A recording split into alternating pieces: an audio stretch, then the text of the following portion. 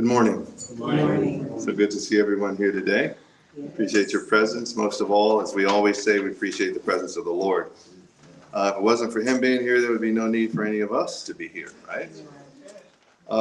We want to turn to Hebrews, the 13th chapter. I want to read the first verse, Hebrews 13, verse 1. And I'm going to ask for you to participate in this discourse today, more of a lesson than a sermon.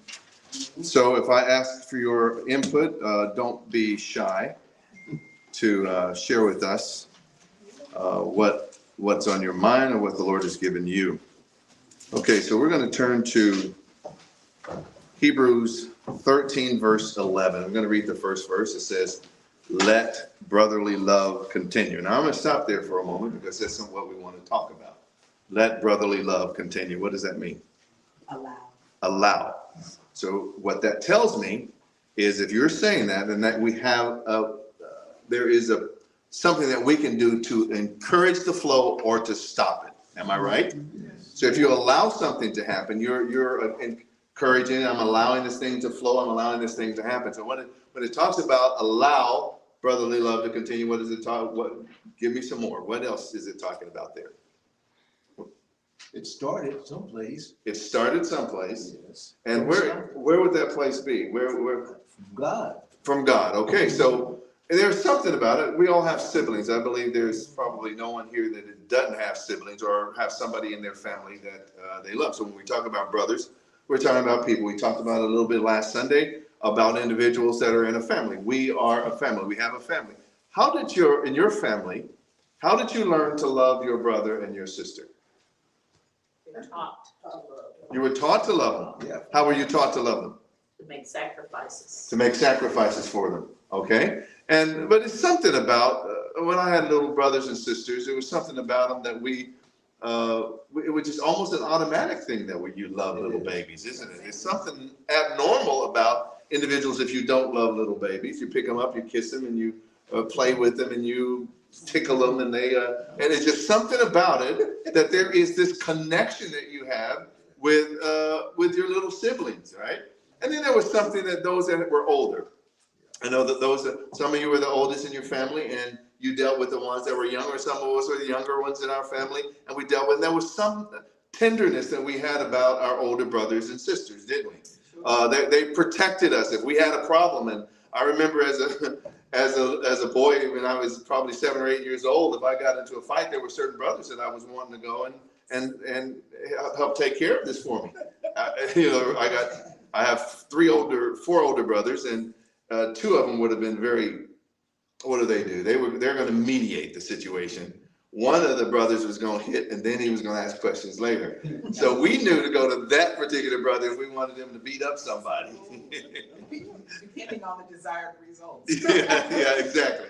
But so there was something endearing about these brothers that we had, and there was something that they would take up for us. They weren't going to let somebody else beat us up. So there is the point that we brought out here is let brotherly love continue. We are taught how to love, and that is very true. There, I believe in Titus it speaks about that the older women teach the younger women how to love their children. I thought, well, love is how to love their husbands and how to love their children. So that is something that's taught.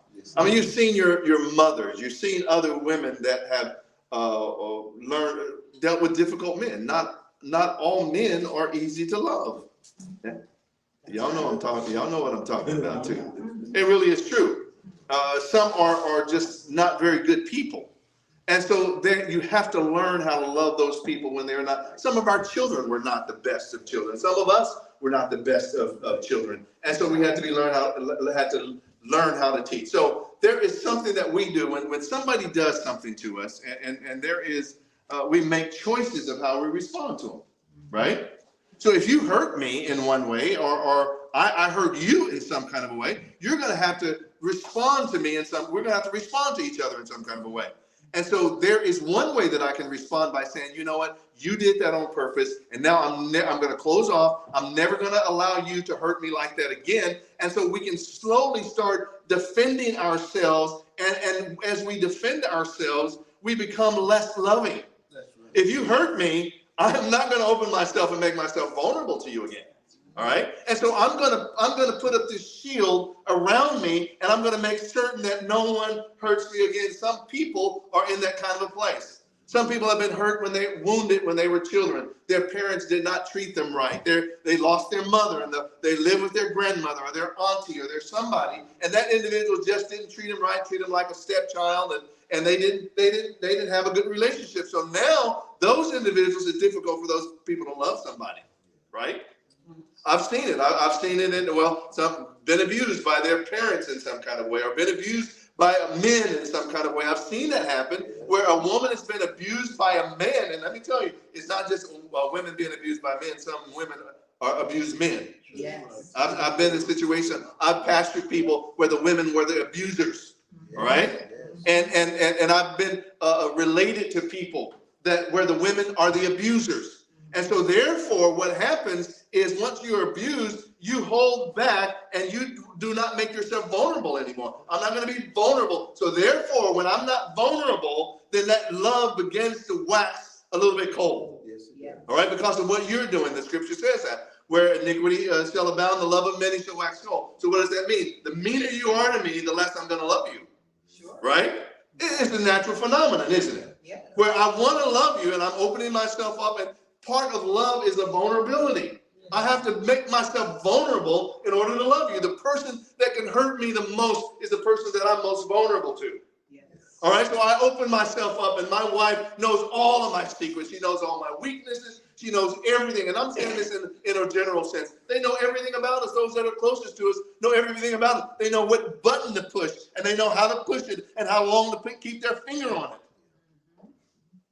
And because of those kinds of things, my love can wax cold because I'm just not going to let a woman walk over me, we say.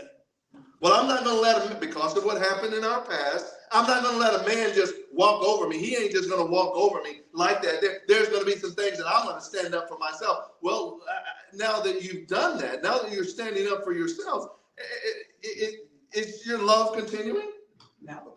No, you're stopping. Are you allowing love to flow from you to that individual? Well, Brother Daryl, at some point, you just got to stop. You just not. People are going to take advantage of you only for so far. You're not going to be a fool. But this scripture here says, let brotherly love continue.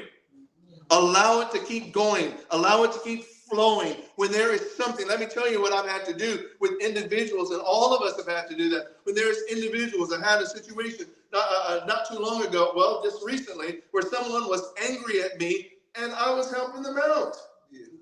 I'm the one that's helping them. They're in a bad place. I'm helping them, but they didn't like what I was doing because I wasn't going far enough. So I'm going down there and I'm sitting down talking to the individual, and we're working it out. I'm saying, you know what? I'm sorry that you have this perception of me. This is not accurate. Do you realize that some of the things that you think about somebody is not accurate? You can blow up this big movie screen in your mind about all the things. That's why they did that. They did that because they such and such, and they don't this and they don't that, and it's not even true. So you go to that individual. How do you allow brotherly love to continue? I have to say, Brother Randall, you know what? I'm sorry. I'm having these feelings about you because of what I perceived that you did. And you come to me and you say, Brother Daryl, I didn't even do that. That was a misunderstanding. I'm so sorry that you misunderstood that. And then what happens? It seemed that little clog that was right there, that was not allowing it to flow through, that love to flow through, it's taken away now because I have it in my mind. But let me tell you what we do all the time. We can talk this in our mind, and we create this thought, this process in our mind. It makes sense to us, and we have this little laboratory. This is what I call it, a laboratory with a controlled environment. And the devil is just putting thoughts in our mind, and now I'm looking at Brother Ike sideways. Well, you know, Brother Ike didn't speak to me. He didn't come up and shake my hand on Sunday. That must mean he's upset at me. Why did he not do that? Well, you know what? If he's upset at me, then I'm upset at him too. Two can play that game. Yeah. Let brotherly love continue. Now, how am I going to do that? Now, how I do that is, Brother Ike, I'm sorry. But, you know, I'm having these thoughts, and these thoughts are going on in my mind, and they're probably not true. then sometimes you just throw them out of your mind and say that I'm not even going to do it until there is evidence that until there is evidence and proof that this brother doesn't like me. I am not going to allow that to happen. I'm not going to allow these thoughts to roll around in my mind. You know, the scripture talks about bringing into captivity every thought to the obedience of Christ. Every thought. So there are going to be some things that we think, there are going to be some things that you're looking at somebody sideways about. Yeah, I know. Well, I'm old enough to have enough sense to know what they can or can't, what they're doing and how they're doing it, and they're doing it on purpose. You don't know that. And so my brotherly love is going to stop, and it's going to start, the flow is going to stop, and my love for you is going to wax cold simply because I have not talked to you about it. Let's talk it out. Let's sit down and talk. Don't talk about me to them. Talk about me to me. If you've got a problem, don't go around undermining somebody else's love for me. That's true.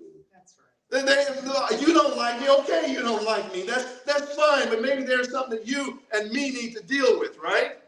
But don't go around tell it, well, you know, Brother Darrell did such and such and such, and I know he did it, and I know he did it on purpose, and you're going around telling everybody else. How is that going to make the love of this congregation? I'm just saying this in general. I don't know what the Lord gives me the message. I preach the message, right? How is it going to make the love flow? Yes, last time we talked about this is how you're going to know his disciples. Why? Because we have love one toward another. You know what? I tell you this, and this is, and if there is a person here, and I know some of you have been married much longer than I have, but if there's a person here that what I'm saying is not true, please raise your hand and let me know, because I would like to know today, okay? When you are married to someone, there are two different personalities that have to meld together, right? And sometimes that's difficult because you're so different people. And you come from different backgrounds. I'm from a small town and a country boy, and my wife is a city girl. Well, you come together, I'm used to biscuits and gravy, and she's used to something else, right? Do you realize, and I've said this to you before, that there is enough to happen in a marriage that will break you up if you let it. Am I correct in that? All right. All right, so it doesn't matter. Your personality is just different. Both of y'all are city people. Both of y'all are country people. It doesn't really matter, but you have different personality. A woman is just different from a man. All right? This is why I say this transgender stuff. The men that are trying to be women still think like men. Right? Lord have mercy.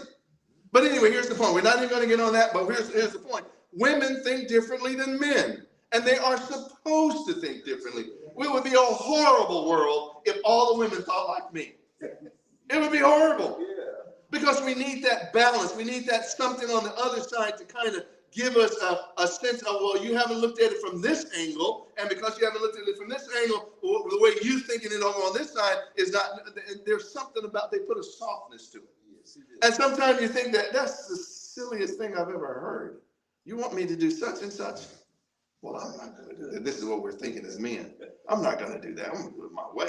And we end up doing it my way, and it breaks down, and then we end up doing it our way, the silliest way that we thought, the stupidest thing that you could ever think of, we end up doing it, and guess what? It was right. It works. Because I don't think like that. And then, have you ever been working on something, and a woman walks up, and you've just been struggling with it for the last 2 hours, and she said, well, why don't you put this thing right here? And you put that thing right there, and it fixes it. Okay, but here's the point. Let brotherly love, allow it to continue. There are going to be things in your marriage. There are going to be things in not only marriage, but a relationship. My children just love their dad, right? They just love him, right? But do you think that everything that they've done, that they've always loved their dad, and that everything dad says is the right thing? No. But we can allow that love that we have one for another to continue. So we find a way that when there's roadblocks, when there's little blocks that stop us, and there's a log jam, that we find a way to allow it to flow. That's right. And one of the things that I say is that we have to talk to each other. We have to be willing to forgive each other. There are going to be things that you do to me. And let me tell you what I've learned. I've learned that if somebody is offended with me, I'm using myself in a general term. If there's somebody that is offended with somebody, there's probably the opposite thing that person can be offended at you about.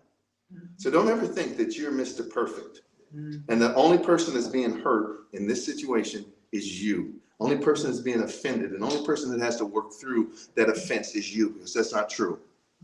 Let me tell you what has to happen. The person that you're offended at is also has the potential and the high probability of being offended at you. But you know what? There's something about us. There's something about us that we cannot see ourselves. That's All right? And so it's like this. The closer something is, I can read this, and the older I get, the further away it needs to be in order for me to read it. But I can read it, right? But let me tell you what happens. It becomes less clear. The closer I get it to my face, the less clear it becomes. I cannot read it when it's right here, right? I cannot see it properly when it's too close to me. So there are going to be some times in your own experience that you cannot see yourself because it's too close to you. You need somebody, an objective opinion, and the Lord gives you individuals that reflect who you are. Yeah. So sometimes when they come against you, it is not them that are the problem, it's you that is the problem. You're the problem. Why? Because I don't do such and such. I'm not this and I'm not that. No, but you're the opposite, and that's what's causing a problem with me. Lord have mercy on us. But what are we talking about? Let brotherly love continue. So there is a relationship here. There's a relationship that we have to have. I am tied into a relationship with my siblings, and we would get into arguments and fights and all these kinds of things, but there was still this relationship. And what we do when we were children, I remember my best friend, my very best friend, may have told you the story, but my very best friend we shared, our backyards touched each other. His name was Junior. We called him Junior. And I'd go over to his house, and we were the best of friends from the time that I can remember. All the way of quite a while, up through high school and whatnot. I went over to his house, and you know what? The only people that I ever fought, now I didn't go and just fight people, because people outside of my family, we didn't fight. They were scared of the Johnsons. But the people that I fought was my best friend and my brothers. Those are the ones that I fought. The ones that I was most vulnerable to, the ones that I loved the most. I remember going over to his house, and he had something that I wanted. It was his. It was a car or something. I don't even remember what it was, but my feelings were so hurt because I was beating him up to take away whatever it was. I'm 4, 5, 6, something like that. And his mama tells me, just go home. Just go home. Oh, and I couldn't believe that such a sweet lady would make me go home. Because I was beating up her son in their house, taking away something that belonged to him. How dare she do that to me? So you know what I did? Crying, I went home. And then about 10 minutes, 15 minutes later, I don't know. But you know how we did as children. We were back over there, and we made up, and we'd forgotten about it. And our love kept flowing, right? That's what we have to do. There is a forgiveness that I have to have for you, and a forgiveness that you have to have for me. There has to be a spirit of forgiveness in a relationship. Doesn't matter what the relationship is.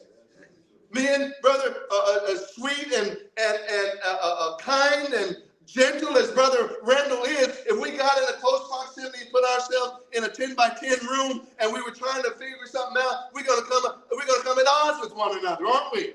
Because he wants to do it this way, and I want to do it this way. And he said, well, I got the experience behind me. Well, I got the youth behind me and the strength behind me. We're going to do it a different way. And then before you know it, somebody is going to have to humble down and say, all right, Brother Randall, we do it your way. And then after it doesn't work your way, then we'll do it my way. Or whatever. If it doesn't work your way. The way that we process these things.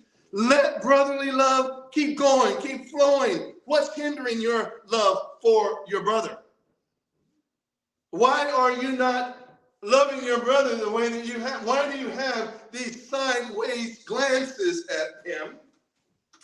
I don't know where you are. But why? So, we have a choice in how we respond to the offenses, whether they're real or imagined. I've had people, and I know all of us have, that you hear what somebody says, because they go to somebody else and they tell somebody else, and then that person comes and tells you, right? Have you ever had that happen? And my thought is, if you got something to say, say it to me. Say it to me. Why do you not say that to him? Why do you not do it? There are some times, I know that there are things that husbands and wives, things that are very close friends. And I know that there are things that we say, but you know, I am of the opinion, if I have a problem with my brother, I'm going to go and confront them. And when I say confront, I'm not talking about confront in a aggressive way. I'm going to go say, hey, look, this is what I heard. I remember one time, this is a brother, and I was a little hurt by the brother and a sibling. We were talking about a particular thing. It has something to do with the church. And this brother was coming to me and getting all the 411 from me. And then going and telling somebody else all what I was saying. And then they weren't coming back and telling me what the other person was saying. But I'm opening myself up to this person. And I'm telling them because we are brothers, literally, and we're brothers in the church, literally, right? So when I learned this out, so I said, you getting all this information from me, and then you're going back and telling them, but you're not coming back and telling me what they're saying, right? And so I didn't even know he was going and doing this thing. So I said, okay, what are the rules? What are the rules? Because you come back and give some more information from me. I'll find out if this is true. You come back, I say, what are the rules?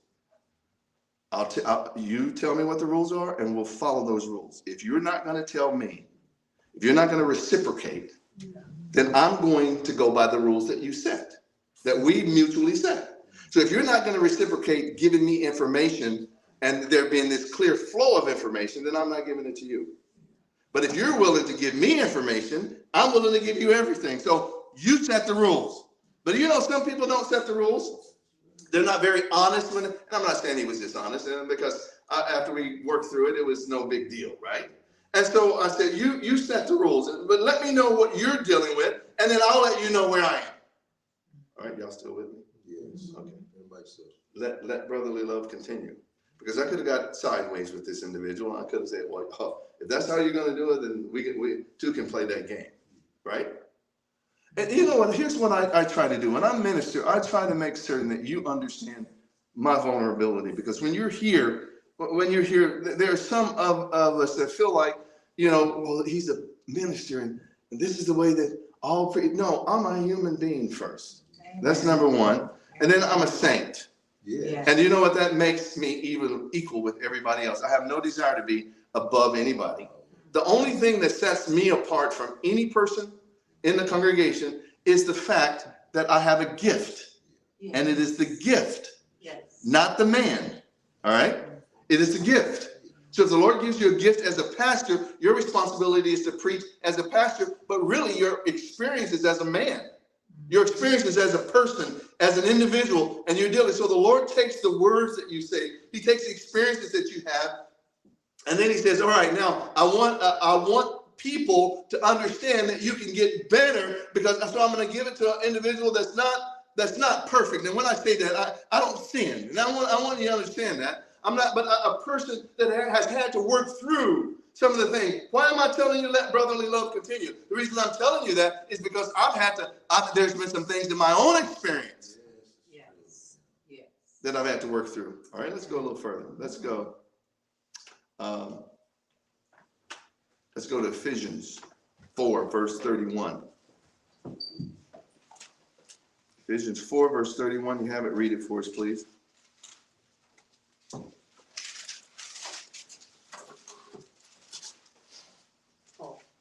Let all bitterness and wrath and anger Yes. and And clamor and evil speaking, and evil speaking be put away from with you all malice. with all malice. And be ye what? And be ye kind, Kind. one to another, Tender-hearted, forgiving one another, even as God for Christ's sake has forgiven you. Now, the first word in that verse is what? Let. What does that mean? Allow. What's the first word in the verse that we read? Let. Okay, so that means allow. So first of all, I can be embittered at you because of something that you did. And you know, sometimes we want to say, well, I have a right to be angry and I have a right to be upset. And really, you do. Sometimes you do have a right to be angry or upset, but you never have a right to be bitter. Because bitterness goes the next step. A root of bitterness. You can get bitter at somebody and never want to, when their name is called. I've been there. Their name is called, you don't even want to hear them. Let me tell you, you got to let it, allow it. Let all bitterness and wrath and anger and clamor, where you're just going to, I'll tear them up. I don't care what happens. I'll tear them up. Right? Have you ever been like that? And clamor and evil speaking be put away from you with all malice. I have no malice toward this person. I'm not thinking evil of them. I'm not wanting something bad to happen to them because of what they did to me. Sometimes you just need to feel sorry for people because of what people, you don't know their background. You don't know the issues, and people can get help. Really, you can get help right here in this church if you want it. But if you don't want help, if you want to be mad and you want to be angry, have you ever been in a situation like that? Have you ever just want to be mad? I want to be mad. Not only do I want to be mad, I want you to know that I'm mad at you. We've been like that sometimes, haven't we? Lord, have mercy on us. All right, so he says here, let all bitterness, let all wrath, let all anger, let all clamor, let all evil speaking be put away from you with all malice. All malice, let that happen. And then what does it say? Be nice. Be nice. How hard is it to be nice to somebody that is not being nice to you? Be nice. This is a good lesson I want us to get a hold of, right? Be nice. Be kind one to another, tenderhearted, forgiving one another. And now, if we got to forgive somebody, that means that somebody's going to have offended you in some kind of way. They're going to have hurt you in some kind of way, even as God, for Christ's sake, has forgiven you. Did you hurt God in some kind of way? Did you offend him? And he was the perfect one. He brought you into this earth. He done a whole lot of wonderful things. And you just decided, you know what? I want to go out there and have fun. I want to do what I want to do. How many of us didn't do it? Right. Most of us did, right? But he says here, if God, just like Jesus forgave you, just like God, for Christ's sake, has forgiven you, forgive your brother. So what did he do to you? Brother Daryl, you just don't know what he did to me. No, I don't know what he did to you. But if you let me tell you what he did. And so you pour your heart out. I've been here. You pour your heart out. Now, what do you want me to say? Oh, yeah, I see. You shouldn't forgive him for that. That was just one of those things that you shouldn't forgive him for. He hurt you so deeply that you have no will or right to forgive him. And you think that's what I'm going to tell you? No. You know what? I've said this before. When you forgive somebody, you do yourself a favor. Sure do. You do yourself a favor. You know why? Because they're in Tahiti having fun. Laying out on the beach, going snorkeling, picking up shells on the beach, and they skipping and singing, and you over here upset at what they did. So when you forgive, who are you helping? You. They don't even know you're still mad at them. And they don't care that you're still mad at them. But if you're going to let brotherly love continue, you're going to have to find a way to be nice, y'all. Be nice. Yes. And some of us are just not very nice people. Have you ever noticed that? Have you ever noticed some people are just kind of mean, cranky? But they have a personality. There are some people that are just sweet. They just have a sweet personality about them. And it's just not very difficult for them to be nice to people. And then some of the same ones that it's easy for them to be nice to, you hurt them well enough. Hurt them deep enough. They're going to give you a good leaving alone. That's right. That's true. And when they give you a good leaving alone, is brotherly love continuing? Is it flowing? All right, so this is some good instruction. So it says, let all bitterness and wrath and anger and clamor, evil speaking be put away from you. Who's going to do it? You're going to allow the Lord to do it? It says, and be tenderhearted. Be tenderhearted, be kind one to another, tenderhearted, forgiving one another, even as Christ has also forgiven you. You can have a hard heart if you want to. Where you said, I'm just not going to do it, and I'm not going to let them do it to me ever again. And you can become hardened, just like the calluses on your hand. You know, I've got calluses on my hand. I've been working. And you know what that does? It protects your hand. So it just grows this thick skin over it, and now you can go out there and do some things that you couldn't do before. But that's not how our heart is supposed to be. You know, saints can have hard hearts. Yes. They can have hard hearts. Lord, have mercy on us. All right, we're going to go a little bit further, but we're not going to finish what we started today, it looks like. Romans 12, verse 9. We dealt with this a little bit last. Wait, before we get there, let's go to 1 Peter 3 and 8. 1 Peter 3 and 8. I want to read.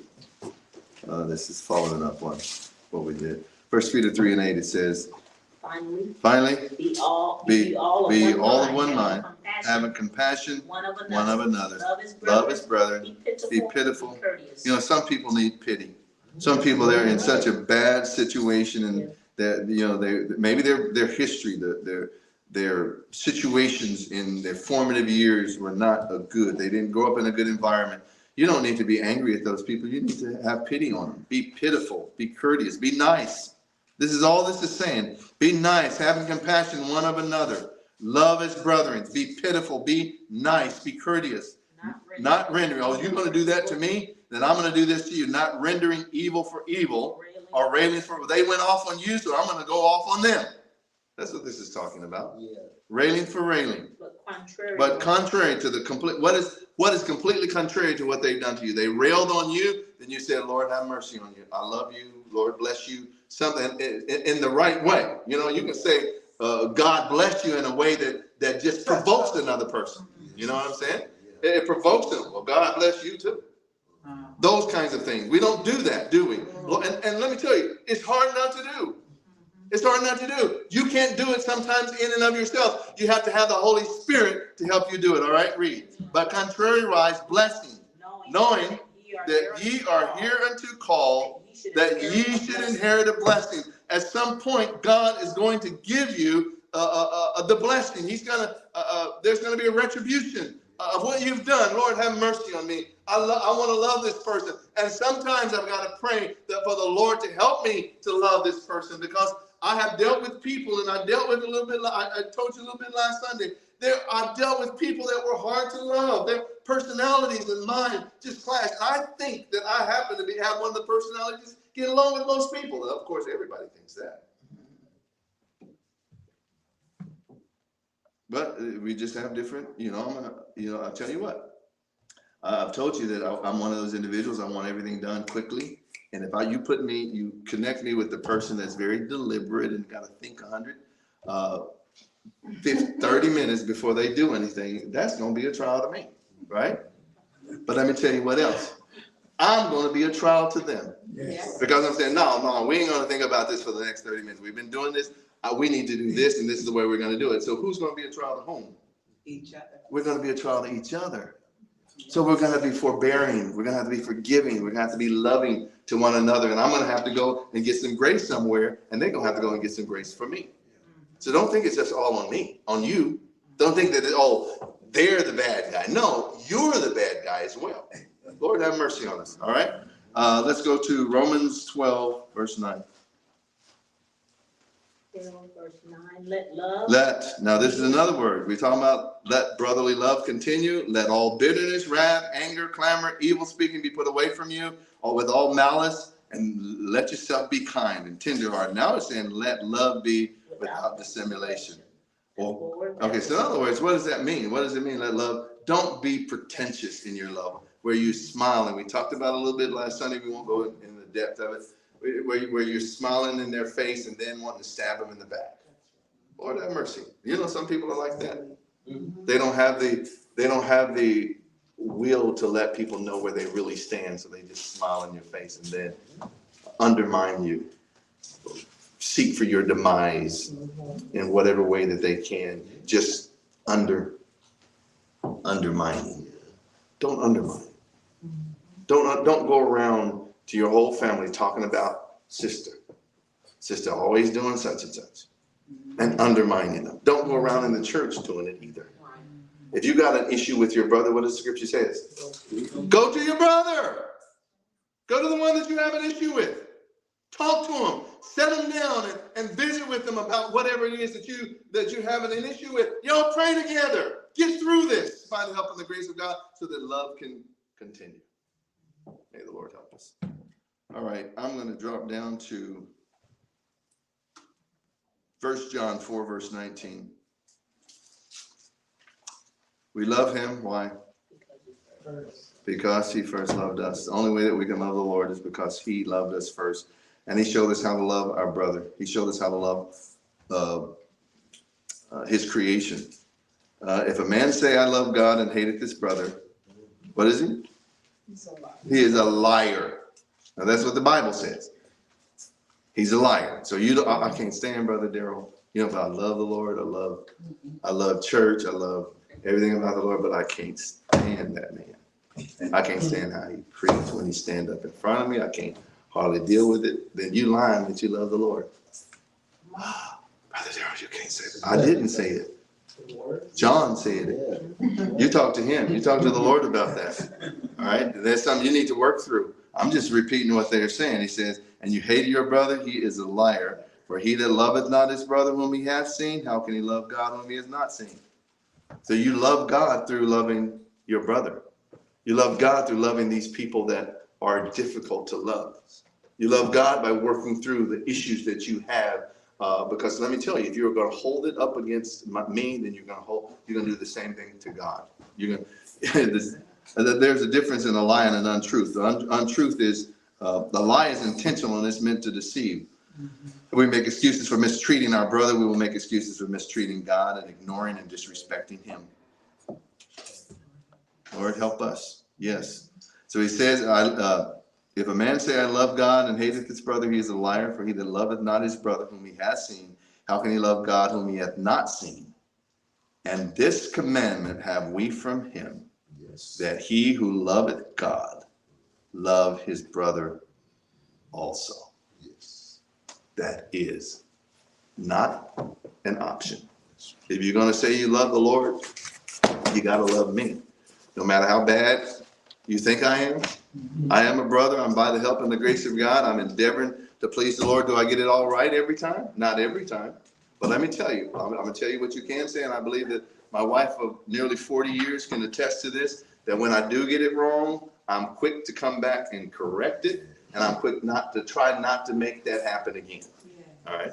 Yeah. To endeavor to not make that happen again. And so may the Lord help us. So if you love the Lord, you got to love everybody in here. That's right. No matter what they did, no matter what they said, no matter how they responded to you. And I want to say one thing, that we have a choice in how we respond to the offenses, whether they're real or imagined. Not everything we think is real. The thoughts in our mind can be blown out of proportion by the devil, and often they are. Yes. And I've learned that a lot of the things that I've thought, I've gone to somebody, that's not even what I thought. That's not even how I saw it. I've had to ask them to forgive me because I'm holding them because it's something that's in my mind, right?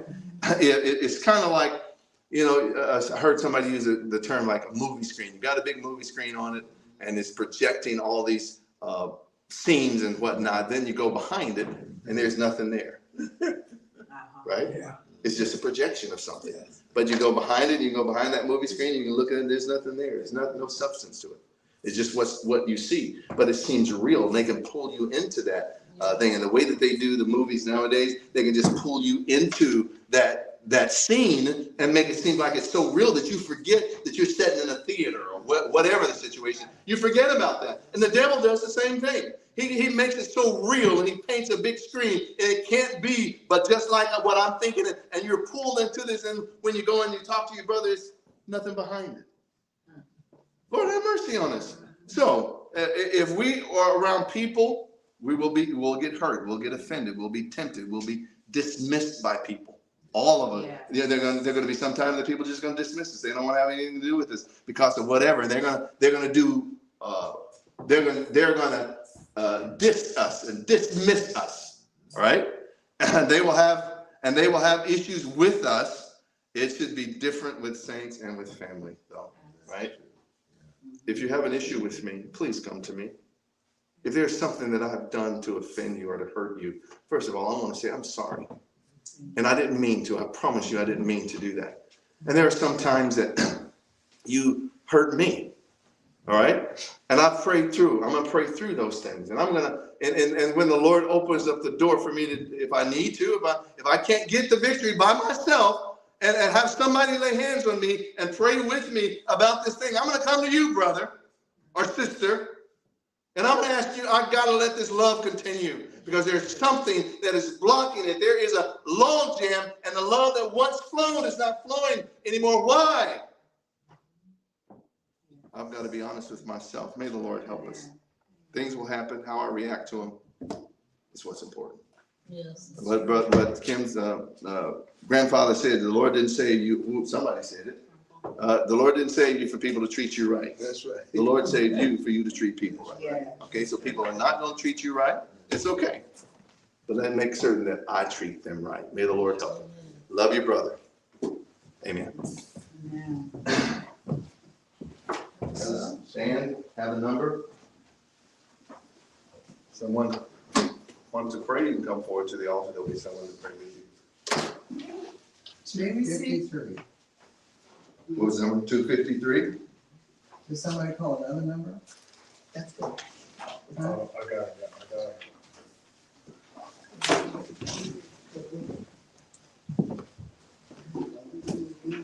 Let us ever love each other with a heart that's more